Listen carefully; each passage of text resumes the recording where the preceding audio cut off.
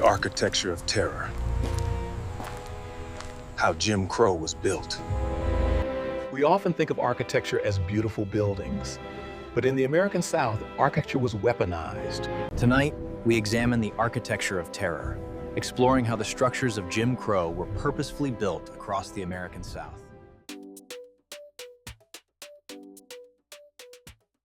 To understand how an entire nation sanctioned the systemic subjection of millions of its own citizens, you have to undo a common misconception.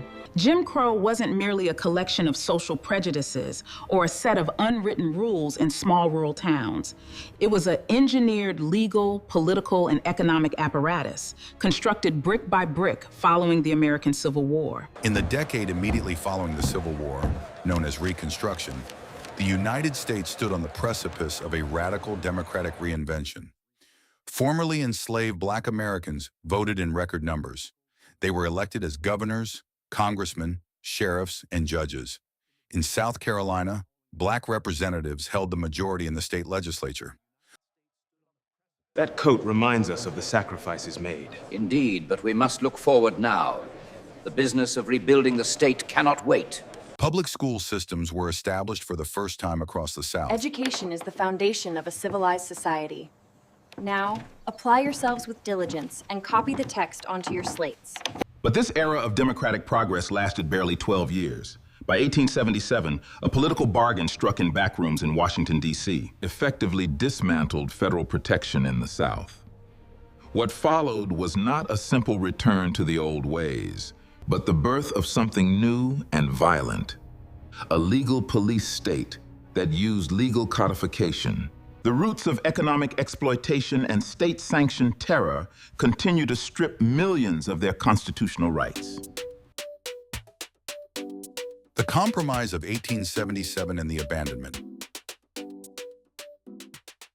The turning point came in the winter of 1877.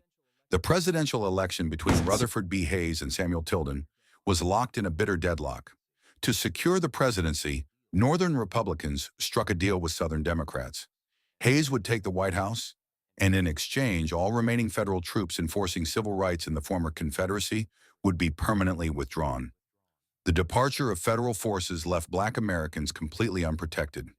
White paramilitary groups, operating under names like the Red Shirts and the White League, took control of local elections through open violence and intimidation.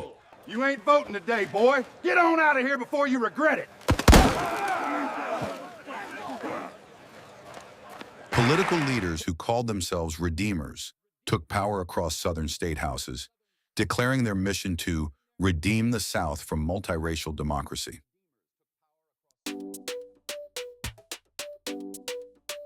Dismantling the Civil Rights Act, 1883. With political power restored, the fight moved to the courts.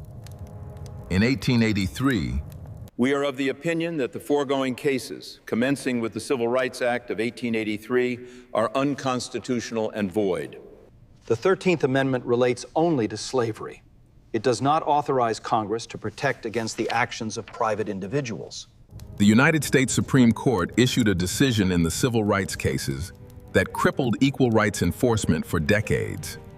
The civil rights cases of 1883 were a setback. But we didn't stop fighting. We never did. That's the important part. The court ruled 8-1 that the 14th Amendment only prohibited state governments from discriminating.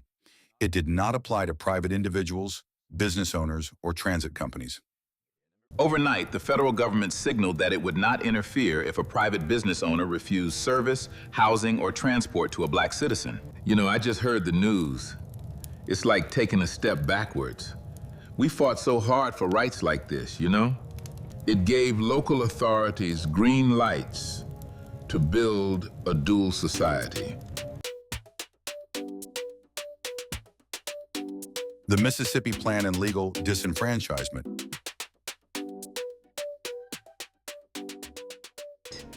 Their votes were the key. They wrote the laws. To ensure Black citizens could never vote out these segregationist policies, Southern states set out to rewrite their state constitutions. Mississippi led the way in 1890 with what became known as the Mississippi Plan. Rather than explicitly banning black voters, states introduced complex hurdles designed to be selectively enforced by white registrars. Poll taxes, requiring voters to pay a fee months in advance, often accumulating debt for missed years. You owe for the last 3 years. The total comes to $14.50.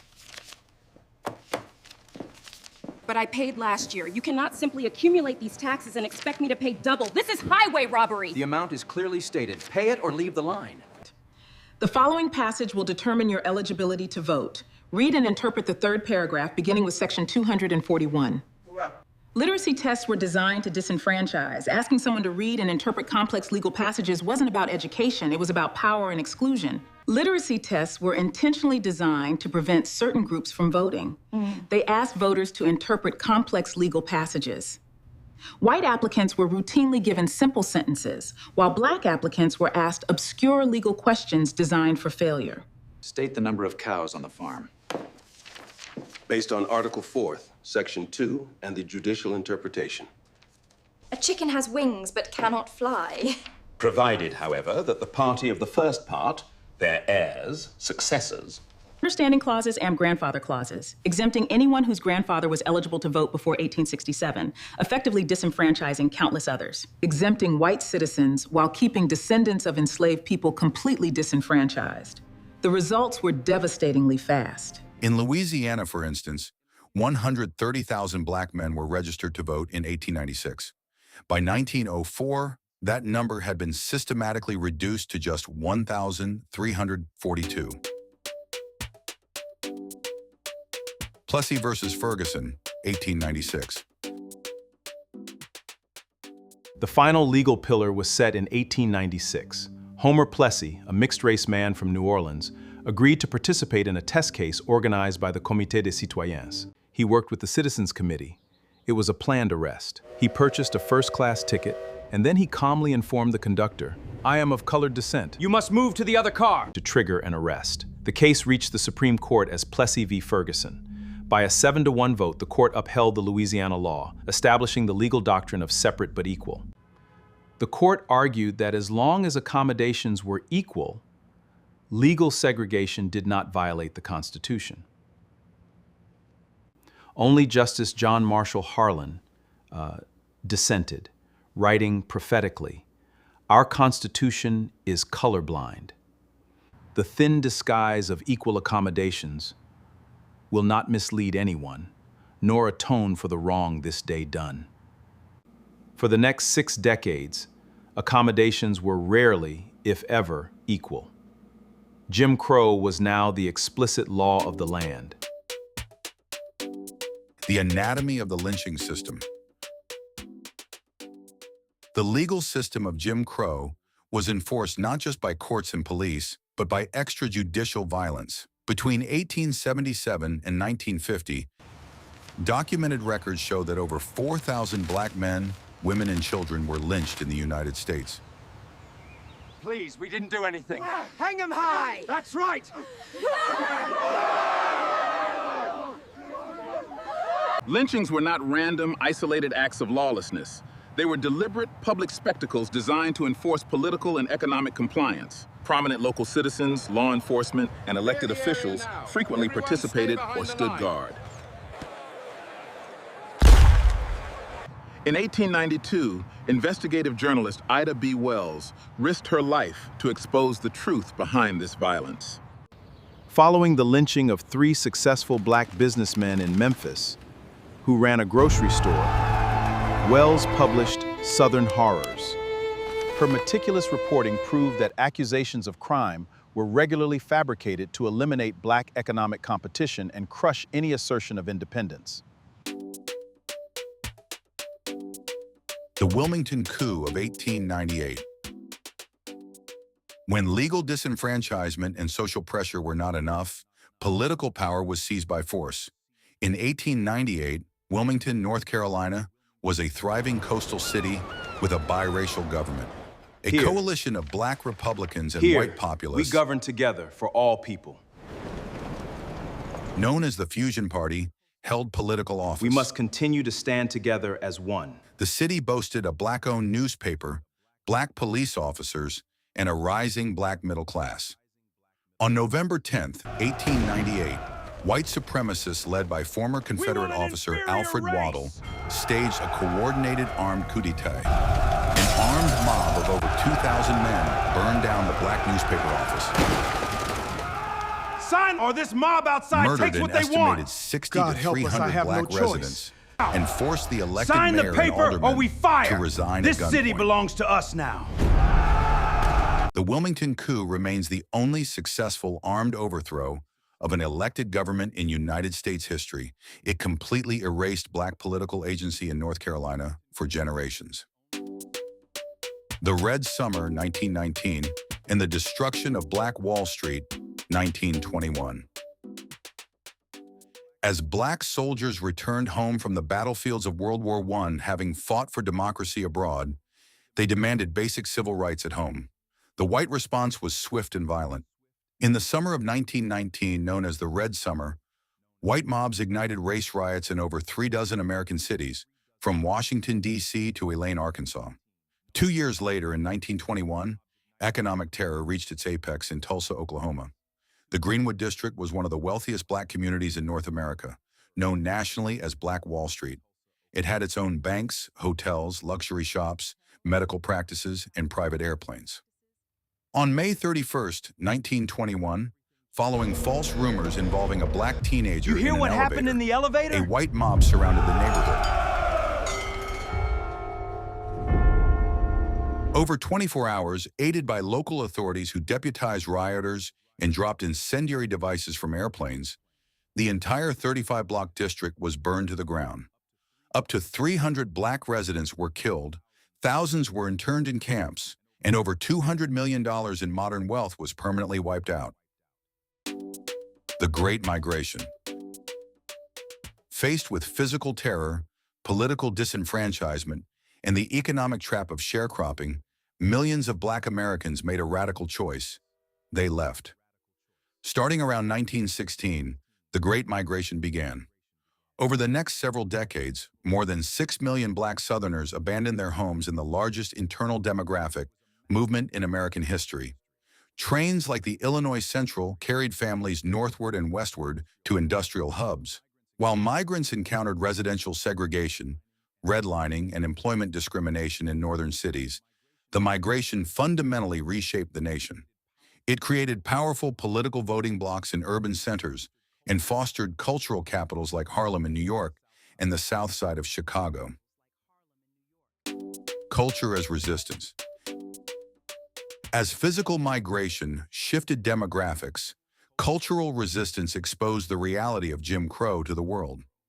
In 1939, jazz icon Billie Holiday stood on stage at Cafe Society in New York and sang Strange Fruit, a song written by Abel Meeropol after viewing a photograph of a double lynching in Indiana. We must keep marching. Freedom is our song. Southern trees bear a strange fruit. Bear a strange fruit. Blood on the leaves and blood at the roots/black bodies. Black bodies swinging in the southern breeze/strange fruit hanging from the poplar trees. Despite threats from federal law enforcement and commercial radio bans, the song became an anthem of anti-lynching They tried to silence our voices, but the truth rings clear. I know the change is coming. It's just a matter of time. Forcing the northern public to confront the horrors occurring in the South. We will not be silent. We demand federal law now. Stop the lynching. Despite threats from federal law enforcement and commercial radio. Brown versus Board of Education, 1954. By the mid-20th century, the legal strategy led by NAACP Chief Legal Counsel Thurgood Marshall began targeting the foundation of Plessy v. Ferguson. On May 17, 1954, in Brown v. Board of Education of Topeka, the Supreme Court issued a landmark 9-0 ruling. Chief Justice Earl Warren declared that, in the field of public education, the doctrine of separate but equal has no place. Separate educational facilities are inherently unequal. While the ruling applied directly to public schools, it struck a fatal legal blow to heading off a wave of direct action civil rights organizing. Emmett Till and mass mobilization, 1955. The legal victory was met with fierce white resistance across the South. Just 15 months after the Brown decision, in Money, Mississippi, Emmett Till, a 14-year-old, was kidnapped, tortured, and murdered for allegedly whistling at a white woman. His mother, Mamie Till Mobley, made a decision that changed history. She insisted on an open coffin funeral in Chicago. Let the world see what they did to my boy. Jet magazine published the images of Emmett's mutilated body. The photographs shocked the conscience of the nation and world. Less than 100 days later, Rosa Parks refused to give up her seat on a segregated bus in Montgomery, Alabama, later citing the memory of Emmett Till as a driving reason for her refusal. The resulting Montgomery bus boycott signaled a new phase of mass direct action. the legislative end. Through a decade of marches, sit-ins, freedom rides, and relentless sacrifice by everyday citizens, the federal government was forced to act. The passage of the Civil Rights Act of 1964 explicitly outlawed discrimination and segregation in public accommodations and employment.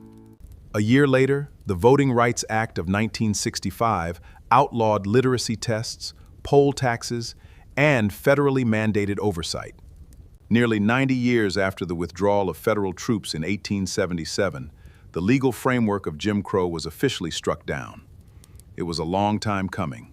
The dismantling of Jim Crow laws marked a triumph for American democracy, but its structural legacy remains visible today.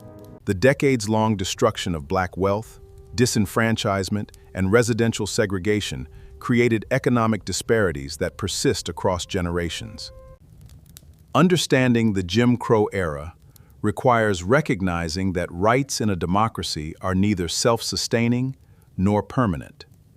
They require constant vigilance, legal defense, and active participation. Because as history demonstrates, institutions are destroyed in a single generation, and rebuilding them takes decades of collective sacrifice.